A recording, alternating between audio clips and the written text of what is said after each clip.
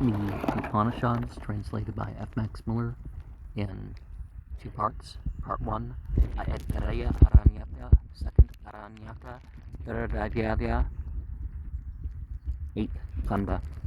Here, with regard to obtaining Aranyaka, these are the slokas. The fivefold body, into which the indestructible prana breath enters, that body which the harnessed horses, the senses, draw about, that body where the true of the true, the highest Brahman, follows after, in that body of the worshipper, all entities become one. That body into which goes the indestructible, the breath, which we have joined in meditation, proceeding from the indestructible, the highest Brahman, that body which the harnessed horses, the senses, draw about, that body where the true of the true follows after, in that body all entities become one. After separating themselves from the yes and no of language, and of all that is hard and cruel, poets have discovered what they sought for. Dependent on names, they rejoiced in what had been revealed, that in which the poets rejoiced, the revealed nature of prana, breath. In it, the entities exist, all joined together.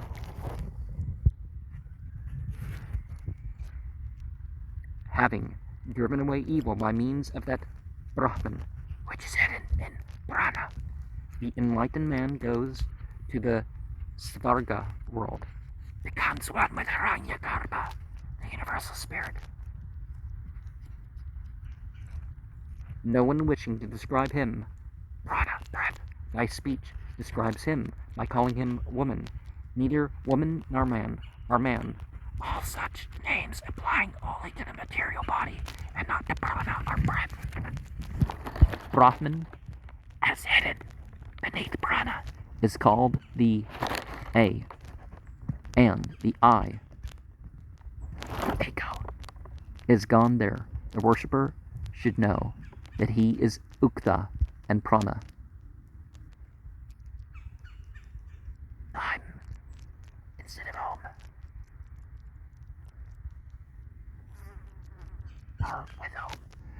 This becomes perfect as 1,000 Brihati verses, and of that hymn perfect with 1,000 Brihati verses there are 36,000 syllables. So many are also the 1,000 of days of human life.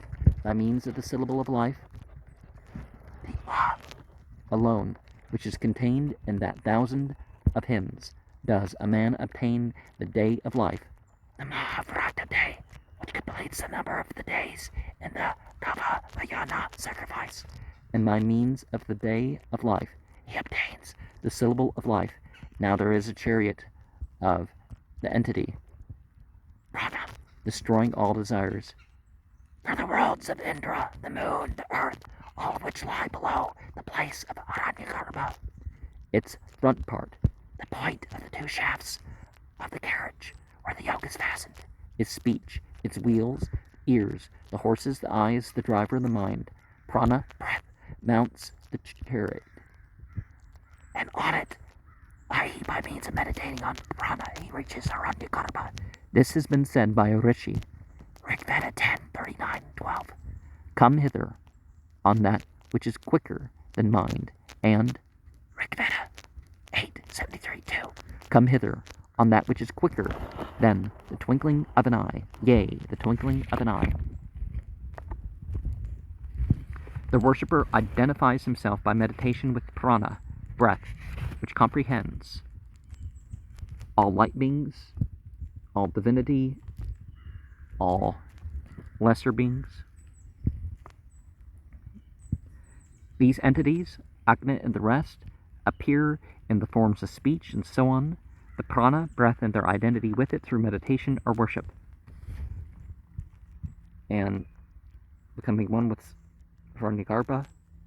Sarva hammani Aranyaka ete srute. And the days of human life, like Aitareya Aranyaka 2.3.8. The commentator remarks that the worship and meditation on the uktha as prana, as here taught, is different from the prana vidya, the knowledge of prana taught in the Khandogya, the Brihadaranyaka, and so on, where the prana, or life, is represented as the object of meditation without any reference to the uktha or other portions of the Mahavrata ceremony. He enjoins that the meditation on the uktha as prana should be continued till the desired result, the identification of the worshipper with prana is realized, that it should afterwards be repeated until death, because otherwise the impression might vanish, and the reward of becoming as a light being, or, totally in line with divinity, and going to these light beings be lost. Nar is the worship. I'm not sure what they mean by God, because there's different words we can look at here. Nar is the worship be confined to the time of sacrifice, the Mahavrata only, but it has to be repeated mentally during life, just like the people that go to pilgrimage, and, so they prepare with their chants and the rest of it and all that. There are neither postures required for it, nor certain times and places. At the time of death, however, he who has become perfect in this meditation on uktha as the emblem of prana will have his reward. Up to a certain point, his fate will be the same as that of other people. The activity of the senses will be absorbed in the mind, the activity of the mind in breath, breath in the activity of life, life with breath in the 5 elements, fire and so on, and these 5 elements will be absorbed up to their seed in the Paramatman, our highest self. This ends the old birth, but then the subtle body, having been absorbed in the highest self, rises again in the lotus of the heart, and passing out by the channel of the head, reaches the ray of the sun, whether by day or by night, and goes at the northern or southern course of the sun to the road of Arcus, or light. That Arcus, light, and other powers carry him on, and lead him by these till he reaches the Brahmaloka, where he creates to himself every kind of enjoyment according to his wish. He may create for himself a material body and enjoy all sorts of pleasures, as if in a state of waking, or he may, without such a body, enjoy all pleasures in mind only, as if in a dream. And as he creates these various bodies according to his wish, he creates also living souls in each, endowed with the internal organs of mind, and moves about in them as he pleases. In fact, this world is the same for the devotee, yogin, and for the highest self, except that the creative power belongs truly to the latter only. At the last, the devotee gains the highest knowledge, that of the highest self in himself, and then, at the dissolution of the Brahmaloka, he obtains complete freedom within Brahman. And one of the things, of course, that we look at there is that the people who have reached this point, they're not going to have any sort of want for pleasure that divinity is not going to grant them, so that there that certain things that people take delight in aren't going to be available in that way. But the sort of joys that they would have in those things will be available through proper channels.